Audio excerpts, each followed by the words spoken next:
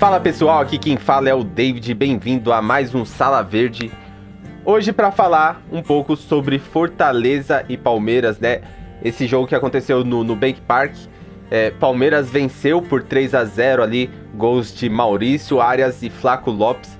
E vamos falar um pouquinho sobre o que teve nesse jogo, o que teve de bom, o que teve de ruim, o que o Abel pode melhorar para o próximo confronto.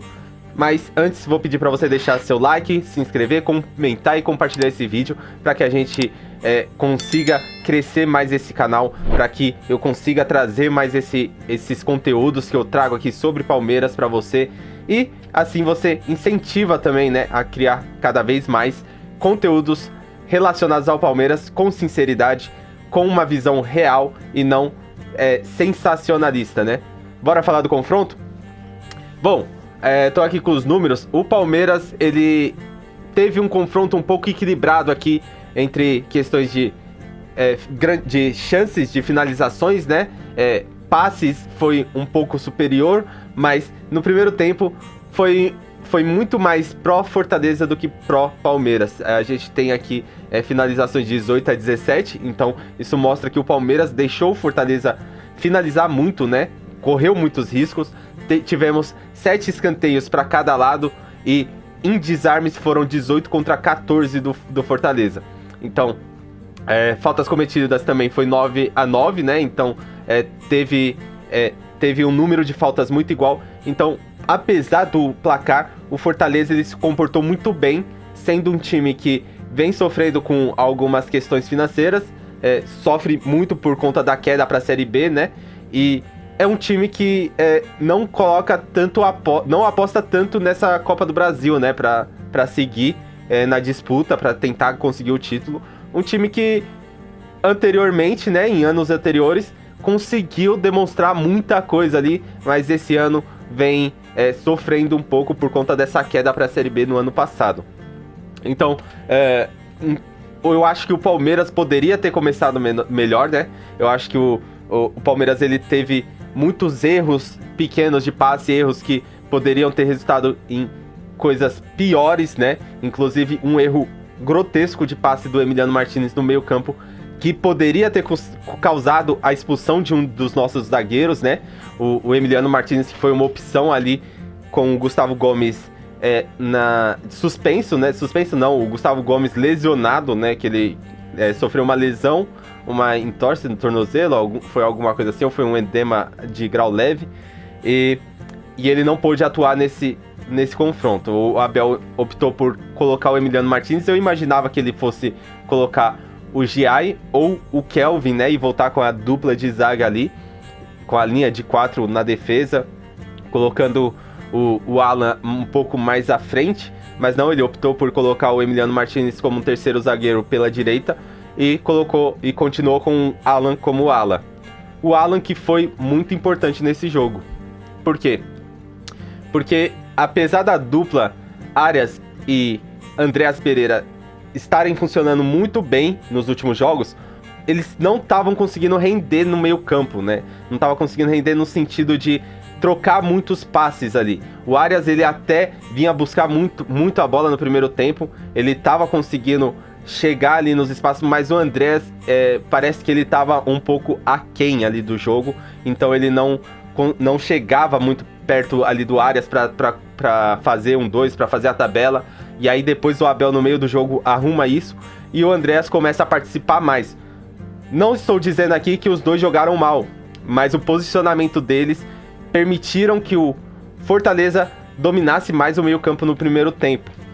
E isso fez com que o Palmeiras tivesse, inclusive, essa bola roubada ali no péssimo passe do Emiliano Martins no meio campo, que sai a falta do Murilo, que poderia ter sido também do Marlon, mas sai a falta ali do Murilo, que poderia gerar o cartão vermelho se não fosse a distância do gol e a direção da bola, né? Que foi claramente o que o juiz aponta ali para os jogadores do Fortaleza, mostrando que ele teria advertido o Murilo com um cartão amarelo por conta da direção da bola e não por conta de ser o último homem ou não, né?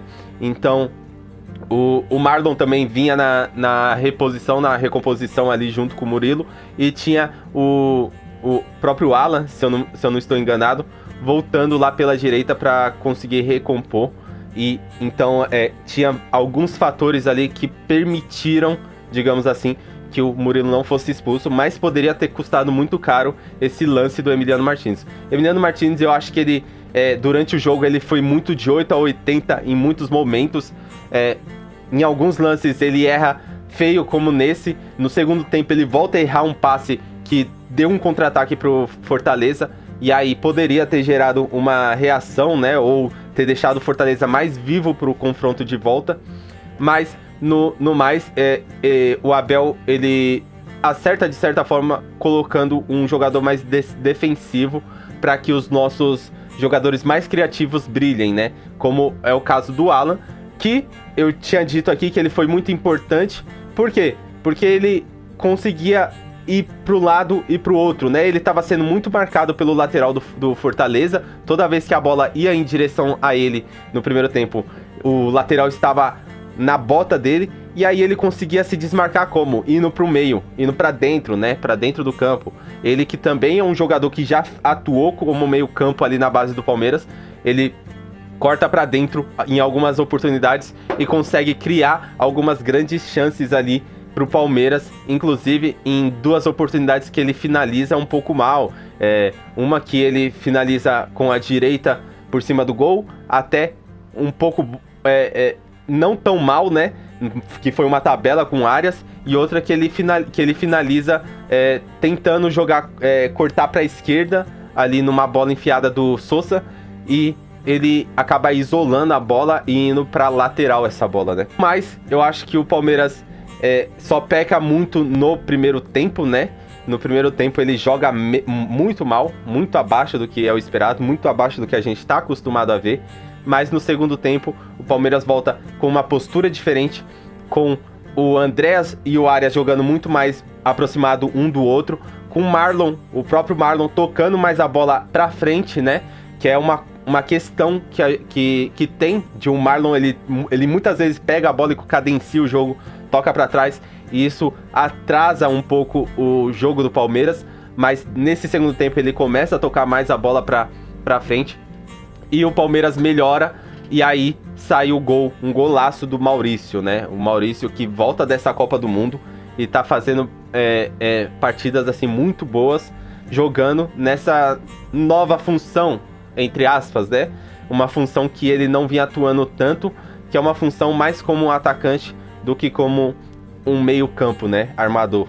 E aí depois vem um passe fenomenal do Marlon pro Alan na linha de fundo, que com muita calma, muita sabedoria, faz um cruzamento perfeito, passando do Maurício e chegando no Arias para finalizar de cabeça. Parece que o Palmeiras estava pensando só em fazer golaço, né? Eu acho que o Palmeiras está com essa crise de vamos fazer só golaço para ganhar o jogo, não basta ganhar o jogo. E o Palmeiras joga muito bem no segundo tempo. Uma questão que eu observei, e eu até comentei durante o jogo, foi que parece que o time, de certa forma, piora quando a gente coloca os melhores jogadores, né? E aí, quando eu digo os melhores jogadores, são os jogadores que vinham sendo titulares, né? O Flaco, o Vitor Roque, mas não é uma questão de piora, mas é uma questão de mudança de rota, né? Então, o Flaco, ele é um jogador que cadencia muito a bola, que segura muito mais a bola, que tenta fazer o drible ali, é um centroavante, então ele busca muito o gol, né? E o Vitor Roque é um cara muito explosivo, e toda vez que ele pega a bola, ele mais tenta fazer a jogada para depois finalizar ou tocar a bola, passar a bola para o companheiro para finalizar a jogada, do que ele pensa em fazer a tabela de primeira, sim, ou passar a bola. Não, ele é um cara que vai pegar a bola e vai correr em direção ao gol. Então, dá uma impressão de que o time ele deu uma certa piorada ali depois que entra os dois, mas não é a questão, né? Eu acho que o Vitor Roque ele tá voltando de uma lesão, o Flaco Lopes estava na Copa do Mundo, então eu acho que tem algumas questões de que se reentrosar com esse elenco, né? E ainda mais se adaptar a esse novo estilo de jogo que o Abel vem colocando, com 3 zagueiros e 2 ala ali, com o Piquerez ou o Arthur, que entra muito bem, e o Alan pela direita. Bom, o Flaco Lopes ele faz o segundo gol ali num passe genial. Agora eu não vou lembrar quem foi que deu o passe, mas é um passe genial, milimétrico pro Arthur, que entra muito bem. Ele entra fazendo algumas jogadas que, inclusive, com o Vitor Roque poderia ter saído outros grandes lances, né? Mas o Vitor Roque optou por tentar fazer as jogadas ali. E é compreensível, ele tá voltando agora, quer mostrar serviço. Assim como o Paulinho, que quando entra quer mostrar serviço porque ficou muito tempo parado. Mas às vezes a gente precisa respirar, o jogador precisa respirar e olhar o companheiro mais bem posicionado, né? Ainda mais estando tão longe do gol quanto em alguns casos que o Vitor Roque pegou a bola, né? E aí o Arthur ele entra muito bem e ele finaliza uma bola que rebate ali o goleiro sai do gol, rebate, e o Flaco Lopes aproveita de primeira e faz o gol ali chutando, quase que caindo, né? Escorregando ali no campo. Bom, no geral, um resultado muito bom para o Palmeiras, 3-0, leva a vantagem, uma boa vantagem para jogar no estádio do Cuiabá, se eu não me engano, no Mato Grosso, onde que o Fortaleza vai mandar o jogo, né? E aí, no geral, eu acho que o Palmeiras tem muito a aproveitar nesse jogo, mas o Abel tem que rever algumas coisas, como, por exemplo, o Emiliano Martinez, que parece que muitas vezes estava desconectado ali na trinca de zaga, né? E o Sousa, que em alguns casos parecia muito isolado, e eu acho que o Sousa poderia contribuir mais se ele se apresentasse de uma outra forma. O Maurício, ele tem jogado muito bem, mas eu acredito que ele tem muito mais a oferecer se o Sousa jogar mais perto dele, né? Então, apesar de que eu achei que o Sousa jogou bem também, né?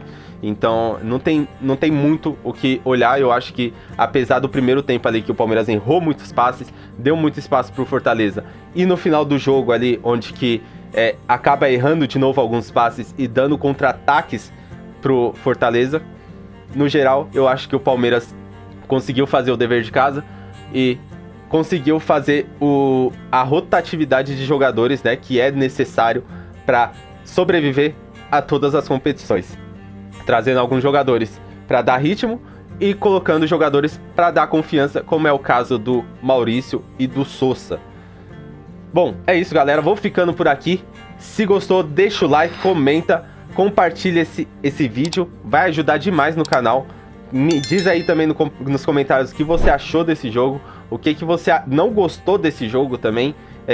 Me diz se você tem algum questionamento sobre alguns lances, como o lance do impedimento que foi revisado e depois dado o gol do Flaco, ou algum lance como o lance da falta do Murilo ali. Deixa nos comentários aí, me dê sua opinião sincera. Aqui a gente tá pra ser democrático, pra trazer a verdade e pra comentar os lances de acordo com se é interpretativo ou se é uma regra clara, né? Então, vamos pra cima, avante palestra, rumo ao título da Copa do Brasil. Valeu!